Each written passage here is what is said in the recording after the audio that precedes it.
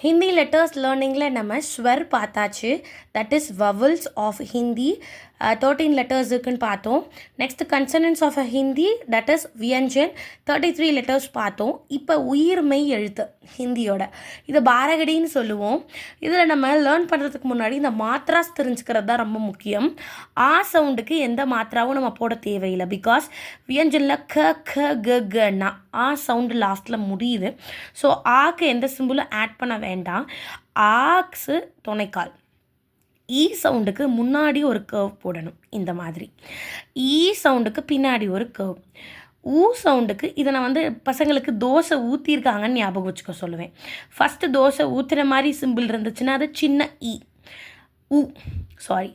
அதை திருப்பி போட்ட மாதிரி இருந்துச்சுன்னா ஊ. இந்த ரீக்கு சென்ட்ரல் ஆக்சஸில் ஒரு சி போடுவாங்க. ஏக்கு ஒரே ஒரு மேலே இப்படி ஒரு டேஷ். ஐக்கு 2 டேஷ்.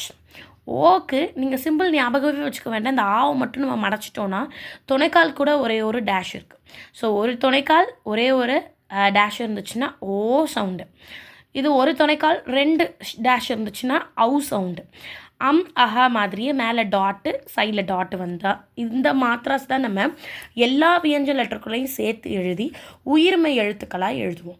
மோஸ்ட்டாக நம்ம இப்போ தமிழ் எடுத்துக்கிட்டோன்னா உயிரெழுத்துக்கள் 12, மெய்யெழுத்துக்கள் 18, ஆயுத எழுத்து 1, உயிர்மெய் எழுத்து 216ன்னு போட்டு மொத்தம் 247 எழுத்துன்னு சொல்லுவோம். ஆனால் ஹிந்தியை பொறுத்த வரைக்கும் ஸ்வர் 13, வியஞ்சன் 33, டோட்டலாக 46 லெட்டர்ஸ் மட்டும்தான் இருக்குது அப்படின்னு தான் கணக்கு எடுத்துப்போம். இந்த பாரகடி அந்த கணக்கில் வராது. ஸோ இதை எப்படி இப்போ ரீட் பண்ணுறதுன்னு பார்க்கலாம். இது ஆ சவுண்ட். இக்கு ப்ளஸ் ஆ கா. இக்கு ப்ளஸ் ஆ கா. இது இக்குன்னு மனசில் வச்சுக்கணும். இக்கு ப்ளஸ் இ கி. இக்கு ப்ளஸ் இ கி. அப்போ இந்த மாத்திராக்கு இந்த ஆ இ சவுண்டை மனசில் வச்சுக்கணும். இக்கு ப்ளஸ் உ கு. இக்கு ப்ளஸ் ஊ கூ. இக்கு ப்ளஸ் ரு ஆர் ரி க்ரூ. இக்கு ப்ளஸ் ஏ கே. இந்த குரில் ஏ கிடையாது ஹிந்தியில். இக்கு ப்ளஸ் ஐ கை.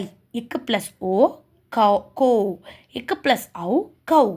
இக்கு ப்ளஸ் கம். இக்கு ப்ளஸ் அஹா கஹா. இந்த மாதிரி எல்லா லெட்டர்ஸ்க்கும் இந்த மாத்ராஸ் தெரிஞ்சால் நீங்களாக எழுதலாம். அண்ட் ஈஸியாக இந்த மாத்ராஸோட சவுண்டை ஞாபகம் வச்சுக்கிட்டா நம்ம வேர்ட்ஸ் ரீட் பண்ணும்போது ஈஸியாக நம்ம ரீட் பண்ணிடலாம். ப்ராக்டிஸ் பண்ணுங்கள். எதாவது டவுட்னா கேளுங்க. தேங்க்யூ.